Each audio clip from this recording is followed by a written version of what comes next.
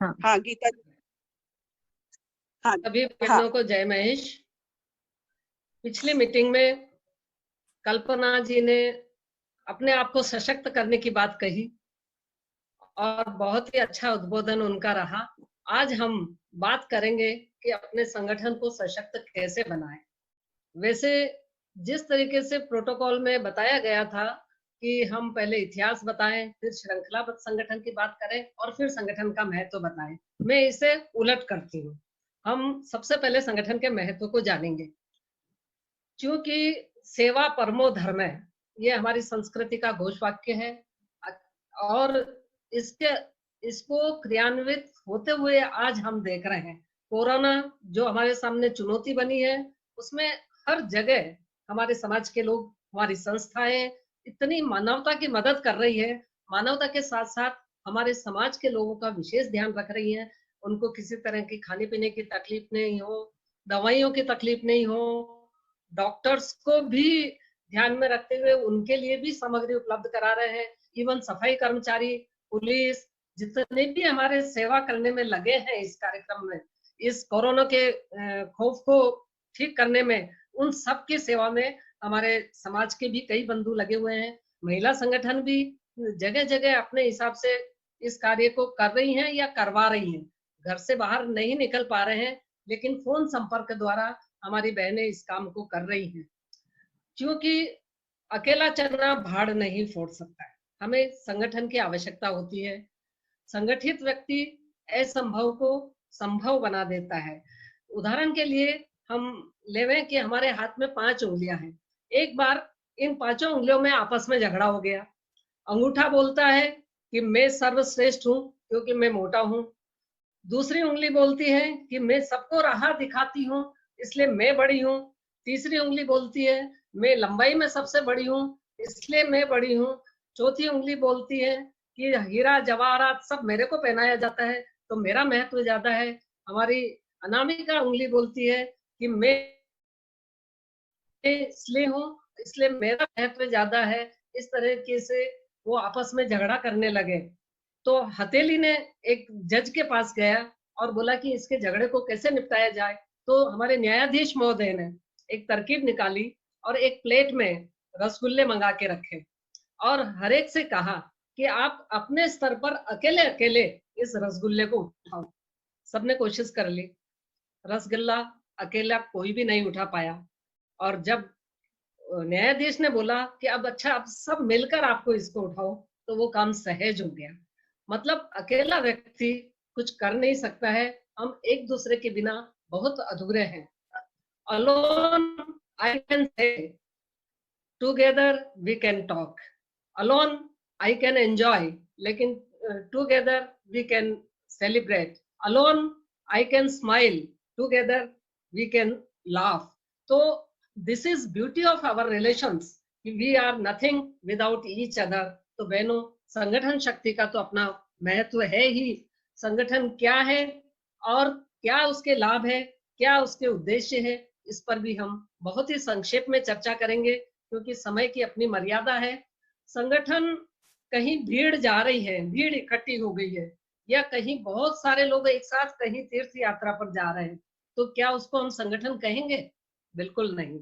संगठन व्यक्तियों का समूह नहीं है, बल्कि एक निश्चित उद्देश्य को लेकर एक निश्चित दिशा में चलने वाला जो संगठन होता है उसे हम संगठन कहते हैं। जो व्यक्तियों का समूह होता है वो संगठन कहलाता है। उसके अपने नियम होते हैं, अपने कायदे होते हैं, अपना अनुशासन होता है। तो संगठन में ये सब चीजें बहुत आवश्यक है। संगठन वह व्यवस्था है जिसके समाज के विभिन्न अंग समाज से एक अर्थपूर्ण तरीके से जुड़े होते हैं। जुड़ने का कोई विशेष कारण होता है, यानी हम एक सामाजिक युक्ति है संगठन, जिसका लक्ष्य एक है, दिशा एक है, और उस उद्देश्य की पूर्ति के लिए हमें अपने नियमों का पालन करना पड़ता है, मर्यादा में रहना पड़ता है और अनुशासित ढंग से उस उद्देश्य की पूर्ति में लगा रहना होता है। अब बात करें हम हमारे संगठन की, अखिल भारतवर्षीय माहेश्वरी महिला संगठन 44 वर्ष की इसकी सेवा आयु हो गई है और हम ये देख रहे हैं कि 27 प्रदेश, सैकड़ों जिले और अनगिनत शाखाओं के द्वारा हमारा संगठन एक वट वृक्ष बन गया है।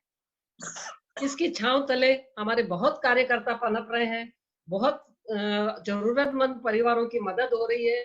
और हमने देखा, हमने हर सत्र में कोई न कोई बहुत अच्छे कार्यक्रम हमेशा हुए हैं। पिछले सत्र में हमने 2 विश्व रिकॉर्ड बनाए और अभी 5000 बच्चों के प्रतियोगिता में शामिल होना अपने आप में एक बड़ी बात है। मेरे राम मेरे हनुमान कार्यक्रम में अब ये वट वृक्ष तो बन गया है, लेकिन इस वट वृक्ष को संभालना और इससे आगे इसको कल्प वृक्ष बनाना। कल्प वृक्ष मतलब हम जो चाहते हैं वो होना, क्योंकि अंतिम समाज के अंतिम छोर तक अभी हम नहीं पहुंच पाए। हमारे प्रदेश संगठित हो गए हैं, सशक्त हो गए हैं, जिले भी सशक्त हो रहे हैं, लेकिन स्थानीय संगठनों तक और स्थानीय संगठनों द्वारा समाज के अंतिम व्यक्ति तक पहुंचना हमारा विशेष दायित्व बनता है। इस ओर हमारे कदम बढ़ रहे हैं और बढ़ाना भी है, क्योंकि छोटे छोटे कदमों से ही तय होते हैं बड़े बड़े फासले। संगठन का हमारा उद्देश्य क्या है, हम सब जानते हैं इस चीज को, लेकिन फिर भी हमारे समाज का सर्वांगीण विकास करना। हम माहेश्वरी महिला संगठन के बैनर तले काम कर रहे हैं, तो हमारा पहला दायित्व होता है हमारे संगठन के परिवारों को, हमारे संघ को विकास हो, सामाजिक समस्याओं को दूर करने के लिए उसकी तरफ हमारा ध्यान आकृष्ट आज में, और उन समस्याओं के रहते हमारा कितना नुकसान हो रहा है हमको लोगों तक पहुंचाना है। समाज की सभ्यता, संस्कृति और संस्कारों की रक्षा करना। मुझे कहना चाहिए कि ये जो चुनौती हमारे सामने है, ये एक वरदान भी बनकर हमारे सामने आ रही है। आज हम घरों में देख रहे हैं, जो चीजें हमने छोड़ दी थी पाश्चात्य संस्कृति के प्रभाव में, हमने बहुत सारे बातों को छोड़ दिया, हम वापस उसकी तरफ जा रहे हैं। आज हमारी बच्चे जो बरसों से कहते आ रहे हैं लड़के और लड़कियों को घर में काम करना चाहिए, आज उस तरफ वो प्रवृत्त हो रहे हैं।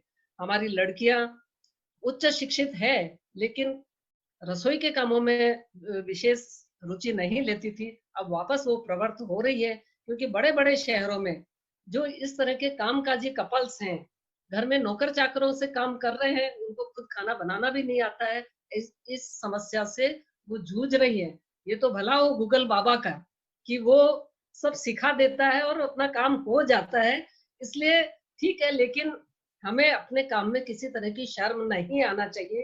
ये चीज हमें सिखा रहे हैं और ये अवसर है हमारे बच्चों में ये पारिवारिक सत्संग करके हम अपने नैतिक मूल्यों को बच्चों को, बड़ों को बता सकते हैं, और कम से कम परिवारों की बाइंडिंग कैसे हो। मेरे ख्याल से आज तक कभी नहीं रहा होगा, अभी मौका मिला है। हम सब एक बहुत सुनहरा भविष्य भी हमको सामने दिखाई दे रहा है, तो का प्रयास करें। संगठन का हमारा उद्देश्य है प्रतिभाओं को प्रोत्साहन देना। ये काम हम हर सत्र में बहुत अच्छे से करते आ रहे। समितियों के माध्यम से तरह तरह की प्रतिभाएं सामने आ रही है, लेकिन उन प्रतिभाओं को भी हम अच्छा प्लेटफॉर्म दे सके, ये भी हमारा प्रयास रहना चाहिए। और संगठन का एक मुख्य उद्देश्य है हमारे कार्यकर्ताओं का निर्माण करना और नेतृत्व का विकास करना। नेतृत्व विकसित हो रहा है, लेकिन आज हर कार्यकर्ता अपने आप को नेतृत्व की दृष्टि से देख रहा है, अधिकारों की चिंता कर रहा है, लेकिन कर्तव्य क्या है उसकी तरफ थोड़ा सा विमुख होता जा रहा है। हमें पुनः इस बात पर ध्यान दिया जाना चाहिए। नेतृत्व विकसित हो, लेकिन कार्यकर्ता भी लगातार होते रहे, चलते रहे, विकसित होते रहे, ताकि हमारा संगठन आगे से आगे बढ़ता रहे। नई पीढ़ी को हमें मौका देना होगा, क्योंकि अगर हमने नई पीढ़ी को मौका नहीं दिया तो हमारा संगठन बूढ़ा हो जाएगा और उसको हम बहुत अच्छे से समय के अनुसार नहीं चला पाएंगे। तो ये हमारी आज समय की आवश्यकता है, टेक्नोलॉजी की आवश्यकता है, और आज इसी टेक्नोलॉजी के कारण ही आज हम विषम परिस्थितियों में भी सब मिल पा रहे हैं, अपनी मीटिंग कर रहे हैं और एक दूसरे को बहुत दिनों बाद चेहरा भी देखने को मिल रहा है। तो इस टेक्नोलॉजी को हमको भी जानना जरूरी है और नई पीढ़ी चूंकि वो एक्सपर्ट होती है, बहुत जल्दी उसको रिसीव कर लेती है, तो उनका हमें पूरा पूरा फायदा लेना है। अब इस संगठन शक्ति से हमें लाभ क्या है? जो काम व्यक्ति नहीं कर सकता है वो समष्टि से हो जाता है। एक बहुत बड़ा पत्थर होता है, उसको अगर एक एक व्यक्ति अलग अलग समय में जाके उसको धक्का देगा, उसको आगे खिसकाने की कोशिश करेगा, तो वो लेश मात्र भी नहीं हिलेगा। लेकिन जब सामूहिक शक्ति उसके पीछे लग जाएगी तो वो निश्चित रूप से वो शक्ति अपना प्रभाव दिखाएगी। संगठन की शक्ति से लाभ हमें यह है कि जब हमारा संगठन मजबूत होता है तो हम अपने आप को भी मजबूत मानते हैं, हम भी शक्तिशाली है। हमको एक अंदर से खुशी होती है कि हम एक अच्छे संगठन की सदस्यता हमें मिली है और हम उसका एक भागी है। क्योंकि कभी भी कोई नेतृत्व, कोई भी पदाधिकारी मिलकर काम नहीं कर सकते हैं। उनको बहुत सारे लोगों की आवश्यकता होती है, बहुत सारे सदस्यों की आवश्यकता होती है और हम सब मिलकर जब उस काम को करते हैं तो परिणाम निश्चित रूप से सुखद निकलते हैं। मुझे खुशी है कि हमारे संगठन की बहनें बहुत दायित्वपूर्ण तरीके से, समर्पण भाव से कार्य कर रही है। मैं उन सबको बधाई भी देती हूँ और इसके साथ ही संगठन का एक बहुत बड़ा लाभ है सुरक्षा की भावना। समाज में सुरक्षा की भावना आज इस बात को हमारा कमजोर वर्ग जरूर महसूस कर रहा है, क्योंकि हमें जो सक्षम है बहनों, संपन्नता भी एक सामाजिक कर्ज है। आज हमारे पास है, हमारे दूसरे परिवारों के पास थोड़ी कमी है, तकलीफ है, तो हमें उनका सहारा बनना है, बन रहे हैं। और आज के इस टाइम में हमारे वो परिवार इस बात को महसूस कर रहे हैं कि हमारा समाज हमारे साथ है। टीम वर्क समाज का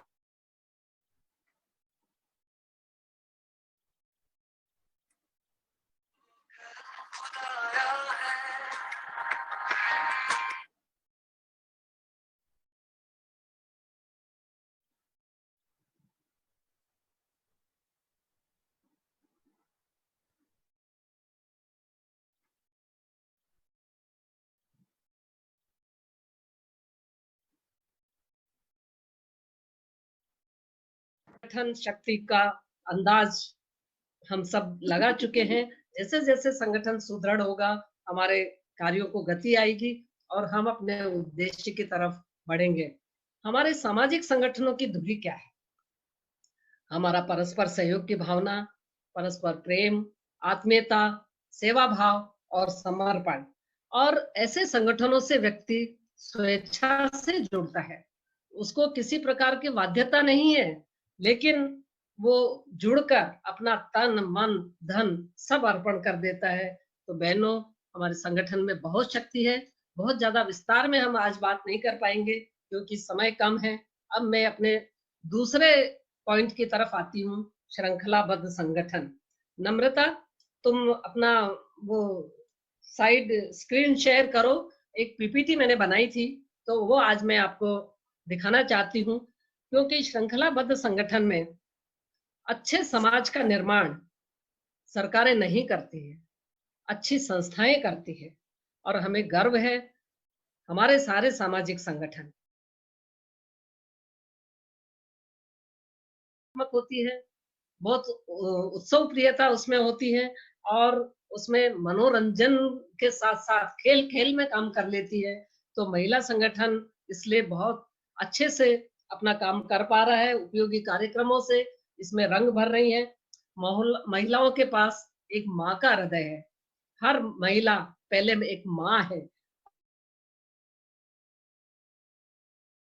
और माँ की ममता की ताकत हम कि क्या होती है। माँ की ममता की ताकत संपर्क बढ़ाने की आदत महिलाओं में है, जो एक अच्छी पीआरओ बन सकती है और सामंजस्य बिठाने का एक सुंदर गुण महिलाओं में है। क्योंकि अहंकार नहीं है हमें, हम बड़े लाभ के लिए छोटे का त्याग करने के लिए हमेशा तत्पर रहते हैं। तो ये सामंजस्य बढ़ाने की जो कला है, सामंजस्य बैठाने की जो कला है, वो महिलाओं के। हाँ, हमारा संगठन का स्वरूप क्या है हम सब अच्छी तरह से समझते हैं, मेरे को विस्तार की जरूरत नहीं है। 5 अंचल होते हैं, हर अंचल में कौन कौन से प्रदेश है और किस तरीके से हमारा काम होता है, ये हमारा स्वरूप है। दूसरा जो हम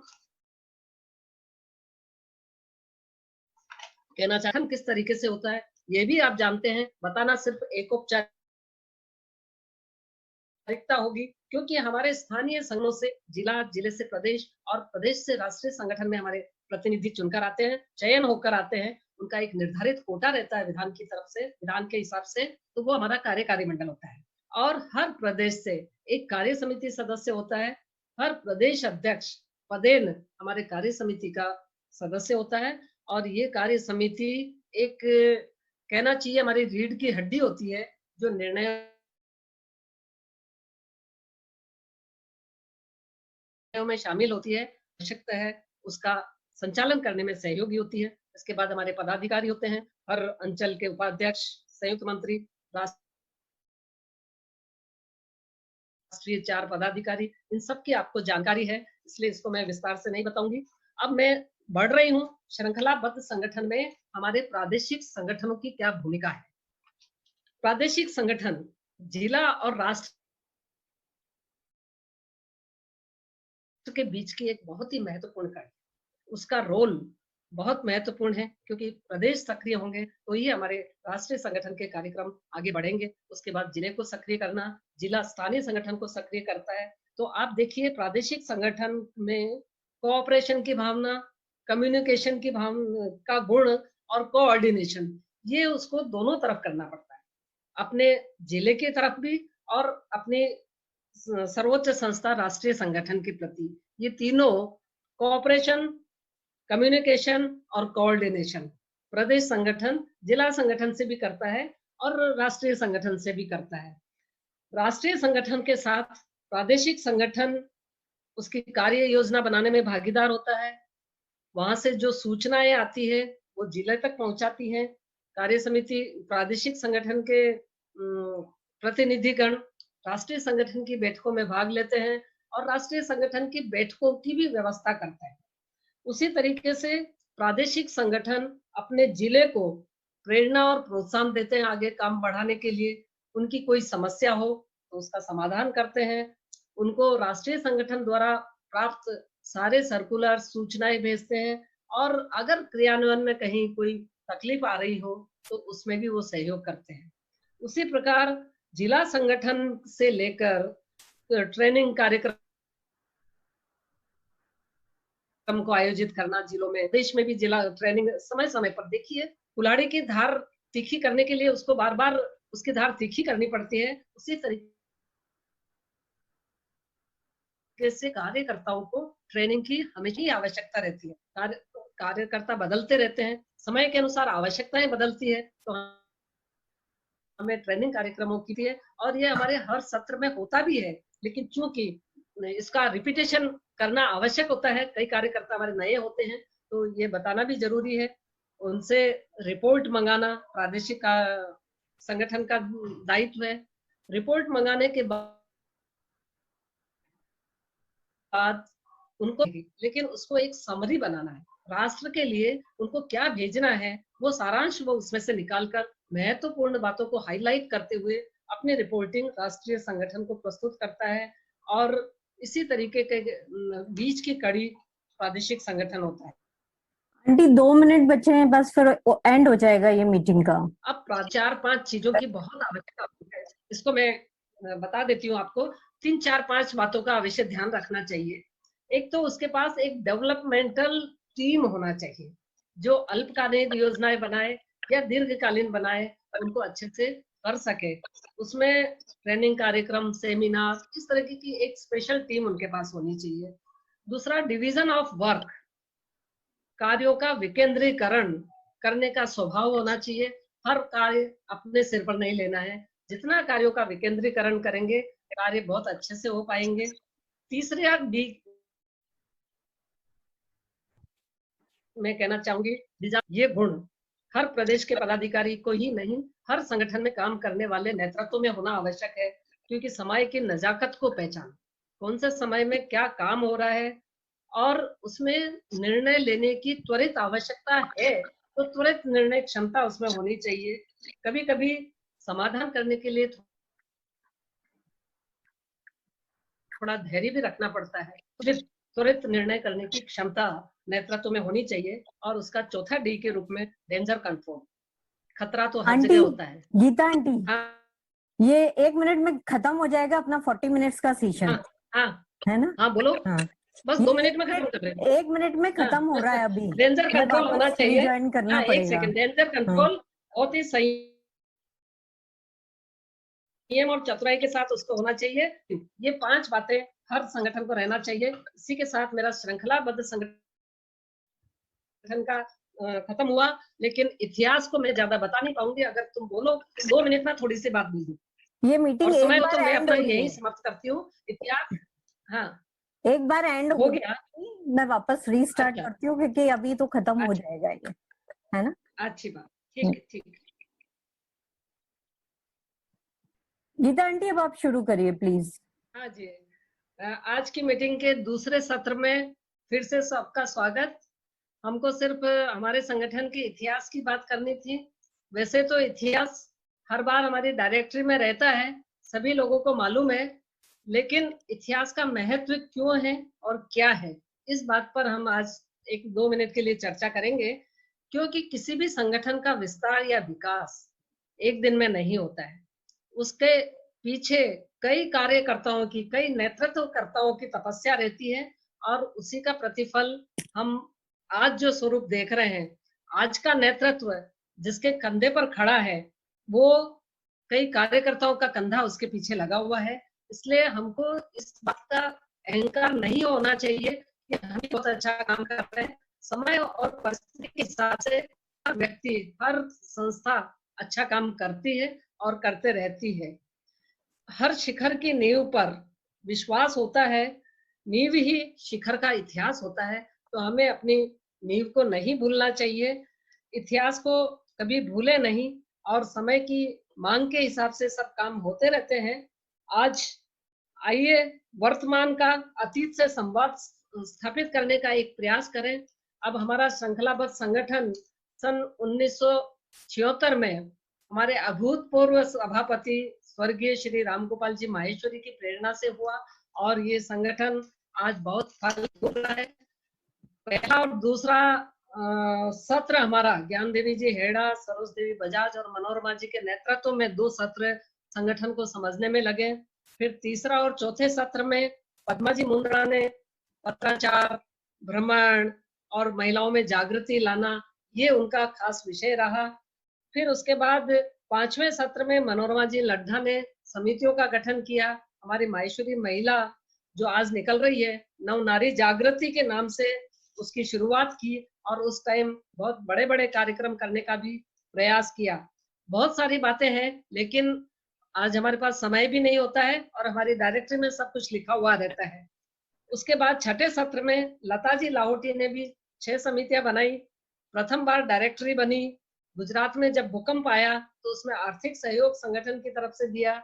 कार्यकर्ता प्रशिक्षण, सतरंगी जणकार जैसे बड़े बड़े कार्यक्रम हुए, और उसमें एक खास बात रही, रजत जयंती का विशेषांक निकला, जो आज की हमारी कई बहनों ने शायद नहीं भी देखा होगा।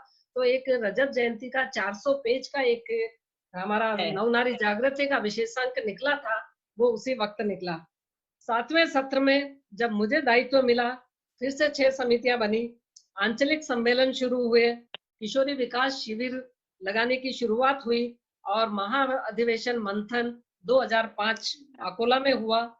और इसकी सबसे बड़ी उपलब्धि रही हमारे ट्रस्ट का गठन, अखिल भारतीय महिला सेवा ट्रस्ट, जिससे आप सभी बहुत परिचित हैं। और मैं चाहूंगी इस अवसर पर कि आप इस ट्रस्ट में हर हिसाब से भागीदार बने, दानदाता लाने में भी और लोगों को सहायता दिलाने में भी। आज जो विषम परिस्थितियां हमारे सामने आई है, हम प्लान करेंगे कि हम किस तरीके से इस ट्रस्ट के माध्यम से उन परिवारों तक पहुंच सकें।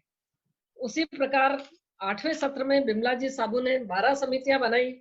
पहली बार विदेश यात्रा हुई और रंगीन डायरेक्टरी बनी। सब स्वरचित काव्य प्रतियोगिता हुई। 2 बार आध्यात्मिक शिविर हुए, और महाधिवेशन शिखर की ओर उदयपुर में हुआ। उसके बाद 9वें सत्र में शोभा जी सादानी ने 9 समितियां बनाई। गाय, गंगा और ग्रामीण थीम पर काम किया। अमेरिका यात्रा हुई। युवा वर्ग के लिए नव अरुणोदय कार्यक्रम हुआ, जिसकी शोभा हमारे राष्ट्रपति प्रतिभा ताई ने बढ़ाई और MMU का कार्य शुरू किया। महाअधिवेशन नव आरोहण के नाम से कोलकाता में हुआ। बहुत कार्यक्रम हर सत्र में हुआ। उन सब कार्यक्रमों का मैं नाम नहीं ले रही हूँ, सिर्फ खास खास बात बता रही हूँ। 10वां सत्र सुशीला जी काबरा के नेतृत्व में 10 समितियां बनी। ट्रेन द ट्रेनर्स कार्यक्रम, ऑस्ट्रेलिया और न्यूजीलैंड की यात्रा, वसीयत को विशेष महत्व दिया गया कि हर व्यक्ति को वसीयत बनाया जाना चाहिए। और महाअधिवेशन सृजन सेतु के नाम से इंदौर में हुआ। 11वां सत्र कल्पना जी गगरानी के नेतृत्व में हुआ। 11 समितियां बनी, कार्यक्रमों की बौछार लग गई, 2 वर्ल्ड रिकॉर्ड बने, युवा और उद्यमी महिलाओं को प्रोत्साहन दिया गया और महाकाल से सोमनाथ तक की यात्रा बहुत ही उत्साह के साथ संपन्न हुई। और अंत में मैं ये कहना चाहूंगी कि पानी से नहाने वाले कपड़े बदलते हैं, पानी से नहाने वाले कपड़े बदलते हैं, पसीने से नहाने वाले इतिहास बदलते हैं, इतिहास बदलते हैं। तो परिश्रम करेंगे तो इतिहास बनेगा। मुझे इस अवसर पर बोलने का मौका दिया मैं राष्ट्रीय पदाधिकारी आशा जी, मंजू जी और कार्यकर्ता प्रशिक्षण की संयोजक नम्रता को धन्यवाद दूंगी कि विपरीत परिस्थितियों में भी हम अपनी मीटिंग की पूर्ति कर पा रहे हैं। धन्यवाद। जय महेश। धन्यवाद आंटी, आपका बहुत बहुत